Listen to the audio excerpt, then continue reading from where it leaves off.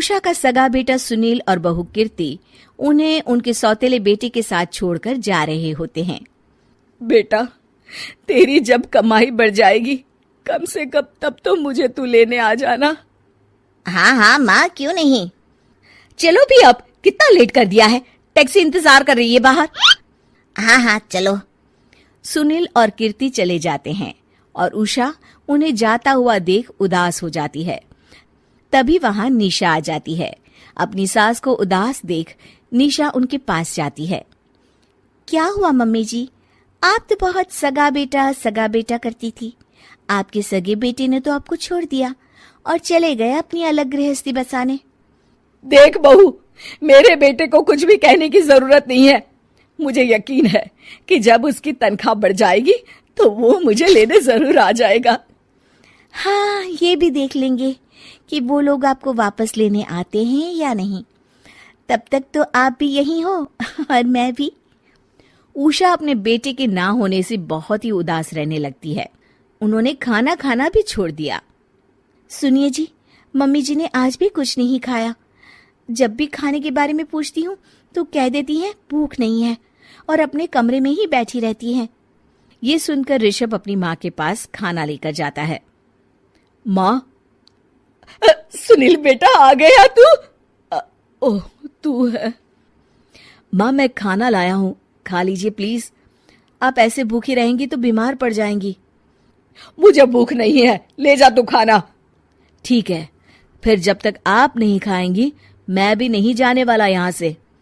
अरे तू क्यों जिद करता है? कहा ना मुझे भूख नहीं है। अरे मम्मी जी, आप खा भी लीजिए ना, ये कितने प्यार से आपको खिला रहे हैं, उसकी तो कदर कर लीजिए कम से कम। अरे तू क्यों बीच में हमेशा अपनी टांग अड़ाती है? ठीक है, लाओ दे दो। कम से कम खाने के बाद तुम दोनों तो इस कमरे से जाओगे। उषा खाना खा लेती है और ऋषभ और निशा ये देखकर खुश हो जाते हैं। चलो, कम से कम माँ ने खाना तो खा लिया। उषा एक दिन सुनील को फोन मिलाती है। हेलो बेटा सुनील, तू घर मिलने आ जाना बहू को लेकर। कितने दिन हो गए, बहुत मन कर रहा है मेरा। हाँ हाँ ठीक है माँ, ऑफिस में बहुत काम है, टाइम मिला तो आ जाऊंगा। सुनील फोन काट देता है। हेलो सुनील बेटा। सुनील की बात सुनकर उषा उदास हो जाती है। तभी वहां ऋषभ आ जाता है। माँ, ये देखो, मैं जलेबी लाया हूं तुम्हारे लिए, तुम्हें बहुत पसंद है ना? उषा जलेबी देखकर बहुत खुश हो जाती है। अरे वाह, जलेबी ला दे। उषा जलेबियां खा रही होती है और ऋषभ अपने कमरे में चला जाता है। देखा मम्मी जी, आपका ये कितना ख्याल रखते हैं, और प्यार सगे और सौतेले से नहीं आका जा सकता। आपको उदास देखकर ये आपके लिए तुरंत जलेबी ले आए, यही तो प्यार होता है। ये कहकर निशा वहां से चली जाती है और उषा सोचने लगती है, शायद तू ठीक कह रही है बहू। उषा देखती है कि ऋषभ उसका बहुत ख्याल रखता है और उसे उसकी गलती का एहसास होने लगता है। एक दिन सुनील और कीर्ति घर पर आते हैं। उषा उन्हें देखकर खुश हो जाती है। और माँ कैसी हो? अरे बहुत अच्छी हूँ। ऋषभ और बहू मेरा बहुत ख्याल रखते हैं। वैसे मुझे नहीं लगा था कि तू आएगा बहू के साथ। क्यों, ऐसा क्यों लगा आपको माँ? बेटा, फोन पर तूने कहा था कि तुझे बहुत काम है। हाँ माँ, पर मुझे ये भी तो पता था ना कि मेरी माँ इंतजार कर रही होगी मेरा। ना बेटा ना, मैं तो इंतजार नहीं कर रही थी, मैंने तो उम्मीद ही छोड़ दी थी। सुनील को ये देखकर अजीब लग रहा होता है कि उसकी माँ ऋषभ से अब बहुत अच्छे से बात कर रही होती है और उसके आने की उनको कोई खास खुशी भी नहीं होती है। अपनी माँ का ध्यान न पाकर उसे थोड़ी सी जलन महसूस होती है। माँ, ये देखो मैं क्या लाया हूँ, साड़ी तुम्हारे लिए। हाँ बेटा, अच्छी है साड़ी तो।